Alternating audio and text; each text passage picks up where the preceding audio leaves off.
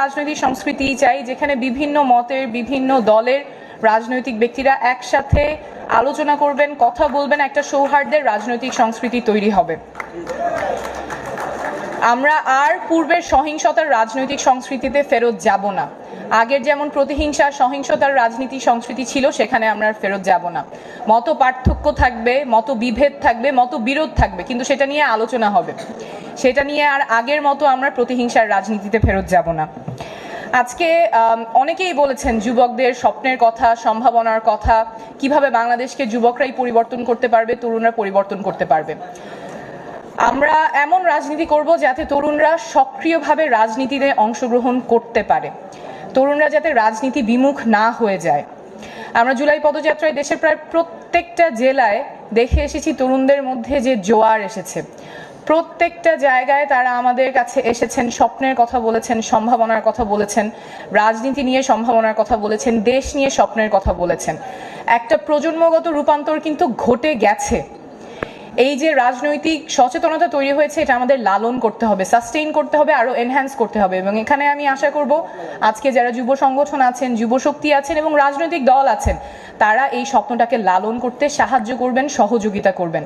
আমাদের তরুণরা যদি আশাহত হয়ে পড়ে, তাদের যদি স্বপ্ন ভঙ্গ হয়, তাহলে দেশ তীব্র একটা সংকটের মুখে পড়বে। আমরা সেই জায়গায় ফেরত যেতে চাই না। কিন্তু দুঃখের বিষয় হলো গত 1 বছর ধরে তরুণদেরকে বিভিন্নভাবে হেয় প্রতিপন্ন করা হয়েছে, ছোট করা হয়েছে। অনেক ধরনের মানহানিকর কথা হয়তো খুব ভাবনা চিন্তা ছাড়াই বলা হয়েছে যে ছোটরা কি বোঝে, তরুণরা অত কি বোঝে, দেশের জন্য ওরা কি জানে। কিন্তু আন্দোলনের নেতৃত্ব তরুণরাই সামনে থেকে দিয়েছে। তাই এরকম কথা যেগুলো হয়তো আমরা অনেক চিন্তা করে না বলা হয় না, কিন্তু এটার একটা ইম্প্যাক্ট আছে। তরুণদেরকে ছোট করে দেখা, হেয় করে দেখা, এই সংস্কৃতি থেকে আমাদের বের হয়ে আসতে হবে। কারণ তরুণরা আমাদের শক্তি, আমাদের স্বপ্ন তরুণরাই সামনে নিয়ে যাবে। আমি সবার প্রতি আহ্বান করব যাতে এই ভাষাগুলো, এই অ্যাটিটিউডগুলো যাতে না থাকে। তরুণরা যেমন রক্ত দিয়েছে, তরুণরা দেশকে সামনে নিয়ে যাবে, নীতি নির্ধারণীতে তাদের ভূমিকা থাকবে, দেশকে সামনে নিয়ে যাওয়ার ক্ষেত্রে তাদের ভূমিকা থাকবে। আমাদের এমন রাজনীতি করতে হবে যাতে নারীরা সক্রিয় অংশগ্রহণ করতে পারে। আমাদের অভ্যুত্থানের একদম সামনে থেকে নারীরা নেতৃত্ব দিয়েছেন, কিন্তু গত 1 বছরে আমরা এটাও দেখেছি এমন কোনো নারী রাজনীতিবিদ নাই যাদেরকে সাইবার বুলিং করা হয় নাই। এমন কোনো কটু কথা, propaganda, deepfake photo, deepfake video তৈরি করা হয় নাই যাতে তাদেরকে হেয় প্রতিপন্ন করা যায়। এটার মানে কোনো ইয়ত্তা নাই যেভাবে নারী রাজনীতিবিদদেরকে হেয় প্রতিপন্ন করা হয়েছে। এই সংস্কৃতি আমাদের ঠেকাতে হবে এবং এখানেও তরুণরা সম্মুখ সারিতে ভূমিকা রাখবেন বলে আমি আশা করি। আমরা পিছু হটবো না। যেই রাজনীতিবিদদেরকে কটূক্তি করা হয়েছে, সমালোচনা করা হয়েছে এবং সাইবার বুলি করা হয়েছে, ওনারা কিন্তু মাঠ ছাড়েননি, ওনারা আছেন এবং আমরা থাকবো।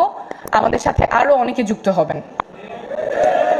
আমরা এমন রাজনীতি করব যাতে জনগণ মনে না করে রাজনীতিবিদ শুধুমাত্র নিজের স্বার্থের জন্য রাজনীতি করে। আমরা এমন রাজনীতি করব যাতে জনগণ জানে রাজনীতিবিদরা জনগণের স্বার্থের জন্য রাজনীতি করে এবং সেখানেও তরুণরাই অগ্রগণ্য ভূমিকা পালন করবে। এই কথাগুলো যখন আমি বলি তখন অনেকেই বলে এগুলোর কিছু সম্ভব না, বাংলাদেশে এসব পরিবর্তন আসবে না, এগুলো হয়তো অলিক স্বপ্ন, বাস্তবে এরকম কখনো হবে না। কিন্তু আমরা পথে প্রান্তরে, বাংলাদেশের পথে প্রান্তরে তরুণ এবং সর্বস্তরের জনসাধারণের মধ্যে দেখে এসেছি যে রাজনৈতিক সচেতনতা তৈরি হয়েছে। এখনই সময়।